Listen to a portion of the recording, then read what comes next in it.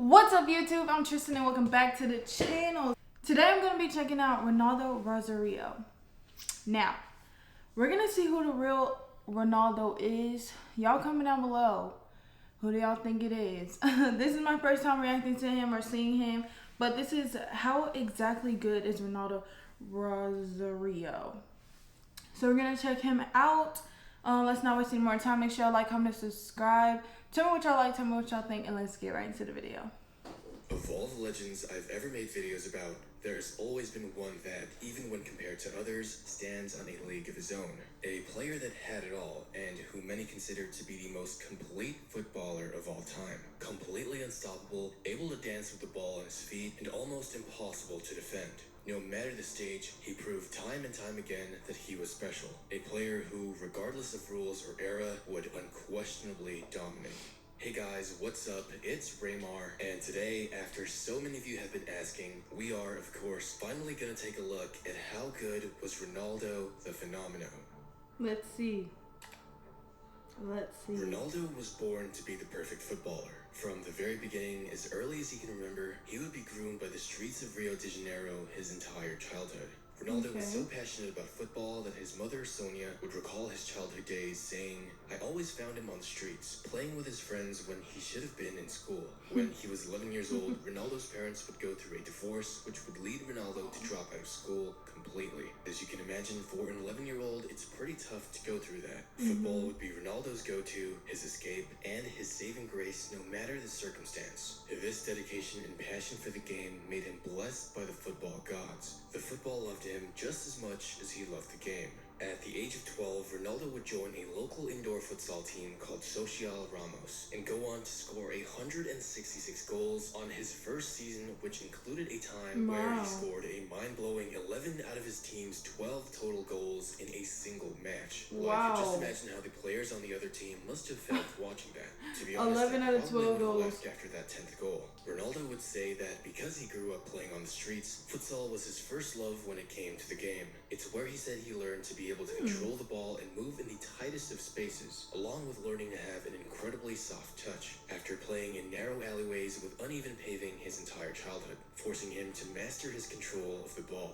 The young Ronaldo would eventually be spotted by Brazilian legend Jairzinho, who, if you didn't know, led his country in scoring in the 1970 World Cup, even though he had Pelé as a teammate, which can only attest to his ability. When Jairzinho saw the young Ronaldo, he saw a player with incredible potential, a kid who just seemed different from all the others, so naturally, he knew that he had to have the young Ronaldo on his team. Jairzinho would quickly recognize the pure talent and skill that the young child prodigy Ronaldo had, and recommended that the 16-year-old should join his former club, Cruzeiro. However, Ronaldo had always wanted to play for Flamengo, a Brazilian team he supported ever since he was a child, and also a club where Brazilian legends like Zizinho once played. However, Flamengo never decided to wait and give Ronaldo a chance. Jairzinho would push Ronaldo to play for Cruzeiro anyways, and speak to the club with a personal recommendation to eventually get him signed. This would finally take us to Ronaldo's senior career. At the incredibly young age of only 16, Ronaldo would make his professional debut for Cruzeiro.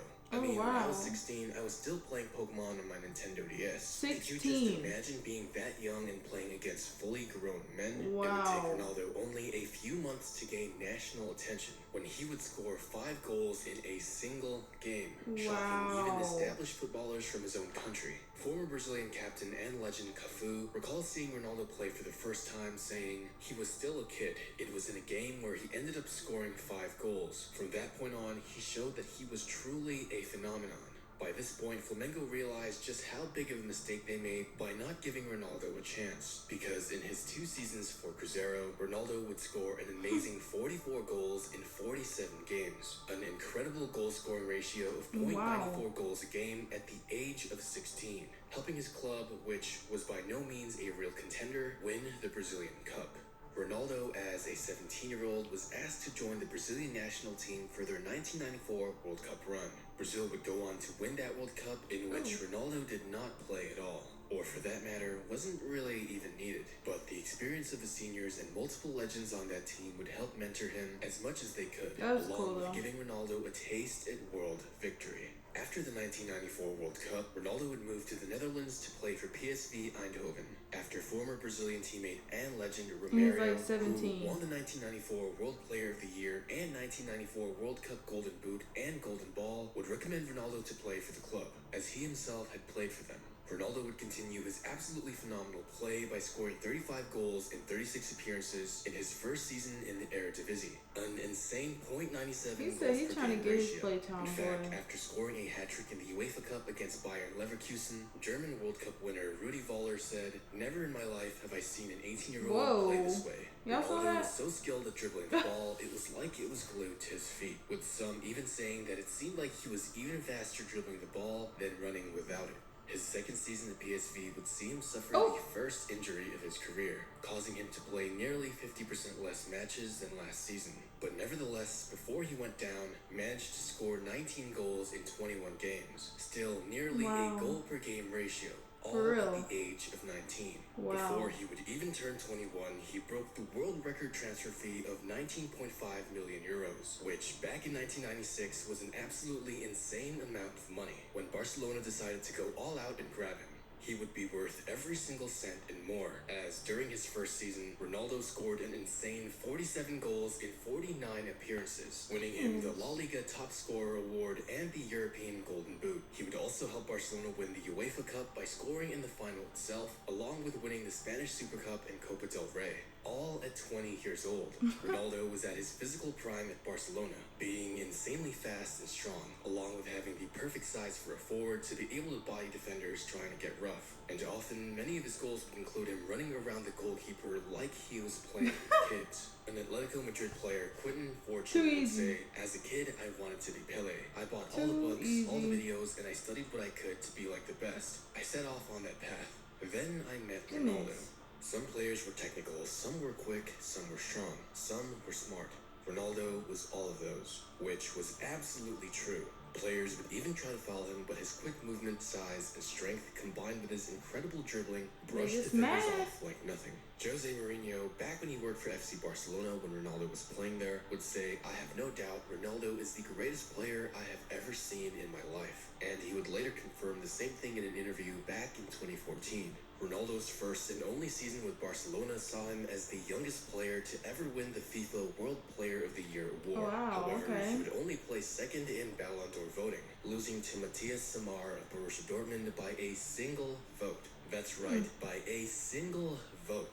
By the end of his career, Ronaldo would have had 3 Ballon d'Ors if he had won that one, which he clearly deserved in my opinion. The very next season, in 1997, Ronaldo would once again break the world record transfer fee in back-to-back years, being the only player to ever do so. That's just how valuable he was. Inter Milan decided to go all out themselves and pay a 27 million euro fee to get him. While his goal-scoring numbers weren't as high, they were definitely great as he was transitioning into the Serie A, which back then was considered the most heavily defensive league. Despite that, he still managed to score 34 goals in 47 matches, which is still an amazing .72 goals per game ratio. Ronaldo also learned to become a more complete forward, racking up assists and taking and scoring free kicks. Can you making them goals though? With Inter Milan, he would be rightfully handed the FIFA World Player of the Year award again, as well as finally winning the Ballon d'Or, making him the youngest player to ever win the award at 20 years old. Which, and I can't stress enough, should have been his second Ballon d'Or, as he definitely deserved the one in 1996. So let me, like a Ballon d'Or is like what, like a MVP maybe? Hopefully I'm not wrong. Y'all comment down below.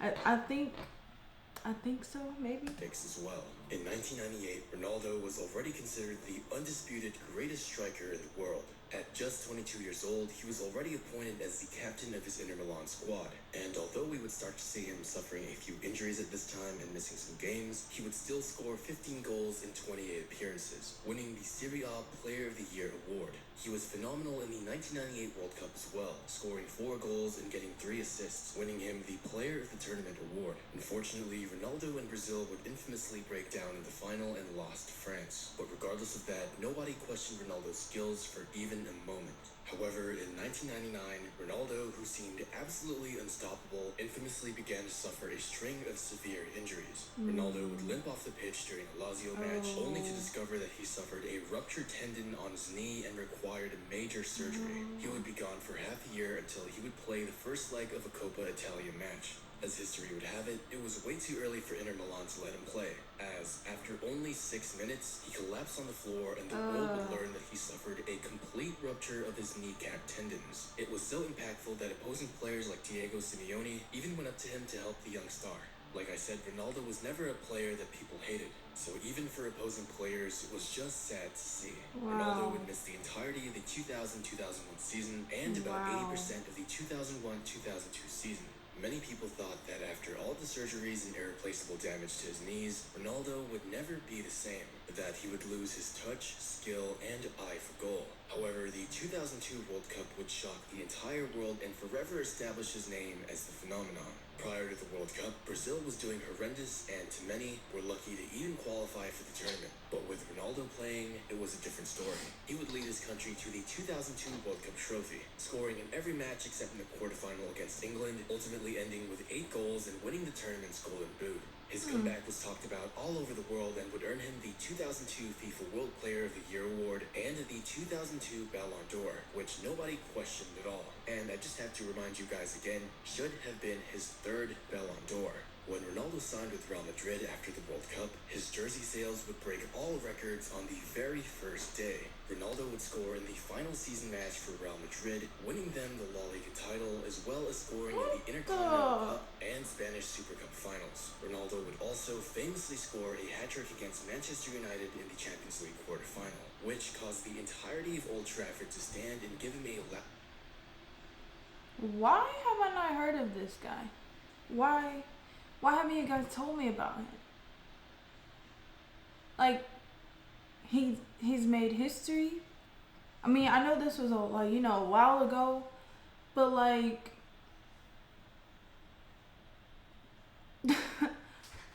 like what? He's over here making history, like, oh my gosh.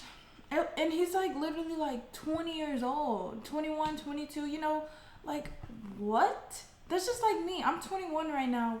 That's just like me doing that. Like wow.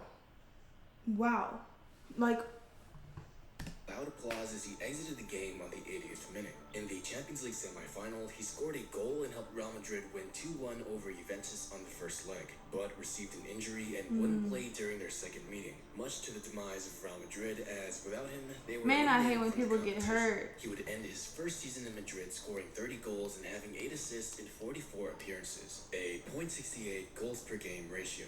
The next season, Ronaldo was visibly different. He seemed like he gained a lot of weight compared to his physical peak prior to the injuries that destroyed his knees. However, not too many people took too much attention to it at the time, as he was still doing what he did best, scoring beautiful goals. Real Madrid were actually on track to win a treble in Ronaldo's second season, but injuries again prevented him from reaching further accomplishments. He would miss the Copa del Rey final, which they would lose, and also get eliminated in the Champions League quarterfinal without him. This was also the season he scored that iconic 15-second goal. Ronaldo would still manage 31 goals and 13 assists in 48 matches, a .65 goals per game ratio, which was still impressive considering all the stars Madrid had during the Galacticos era that individually could all find their own ways of getting the ball in the back of the net. Within the next few seasons at Real Madrid, Ronaldo's performances would gradually decrease over the years, scoring less and less while also noticeably losing pace and gaining a lot of weight. In fact, during his 2 final seasons at Real Madrid, he would only play a total of 40 matches, which is less than he played on his 3rd season alone. Although, even with this, it by no means meant that he performed poorly for Madrid at all, maintaining above a .50 goals per game ratio up until his final season, where he managed to make only 15 appearances. Unfortunately, Madrid fans could see the end of the road for Ronaldo at the Bernabeu. His final years at Real Madrid were plagued with injuries, fitness issues, and substantial weight gain. Although he still had the skill, unfortunately, Ronaldo's body simply couldn't keep up with it. And with this, Ronaldo would depart Real Madrid in 2007 and head back to Italy to play for AC Milan. Despite the clear lack of fitness, Ronaldo still managed to score 7 goals in 14 matches, a testament to his pure skill alone. It's when he was in AC Milan that, on top of all the injuries he received during his career, he was diagnosed with hyperthyroidism. And for anyone who doesn't know, it slows down a person's metabolism extremely, making it Wow. very easy to gain weight in a short amount of time and much more difficult for you to lose it. This condition was Wow. diagnosed in 2007, but, as many expect, could have been present with Ronaldo ever since 2003. After his World Cup winning year, Ronaldo's second season for AC Milan saw him playing less than 300 minutes, which for anyone who witnessed him in his prime was truly a saddening sight, as during a match he would once again suffer a horrifying knee injury that required him to get wheeled off directly to the hospital, where he wouldn't play football for several months once again. Ronaldo would finally go back to Brazil to play the last few years of his career. In 2009, if you were to look at Ronaldo and didn't know any better, you would think that he was already retired, as his weight gain was even more severe. He looks Nonetheless, good, in though. his 3 seasons with Brazilian side Corinthians, he managed to help them win the Brazilian looks Cup in good. 2009.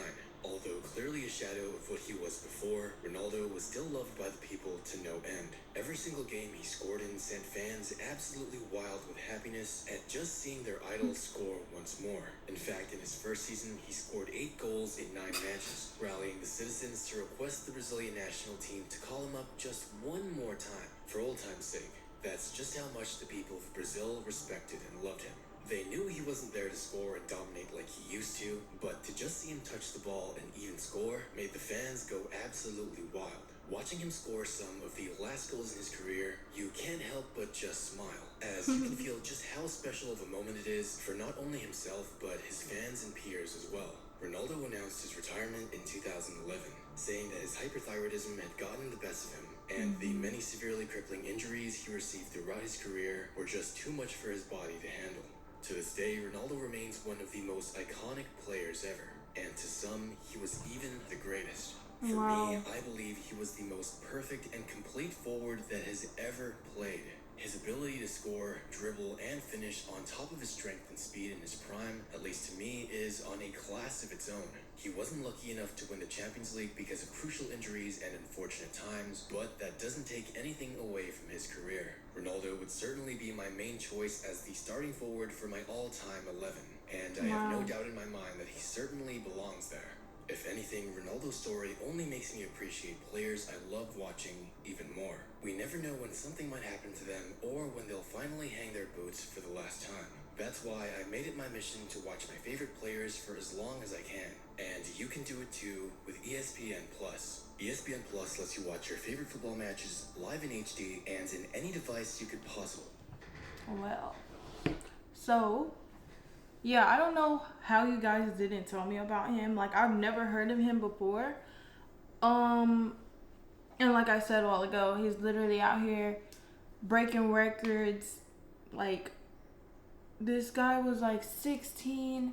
He started out 16 when he was going, like, when he was pro. Like, what? Like, you know, no. It would be so hard, y'all. Like, I couldn't even imagine, honestly. I couldn't even imagine. But I know he making his money, though, because y'all already know. I know he's making his money. But, wow. I don't even know who's better, this Ronaldo or Cristiano. Because, I don't know. Y'all comment down below. What do y'all think? Because he's really good. But they're also in two different, like, time, like, what are they called? They're in like 2 different times, so I don't know, but he's really good. I don't know how you guys didn't tell me about him, but if y'all like him, comment down below. But that is it for this video. Make sure y'all like, comment, subscribe down below, and I'll catch y'all in the next video. Bye.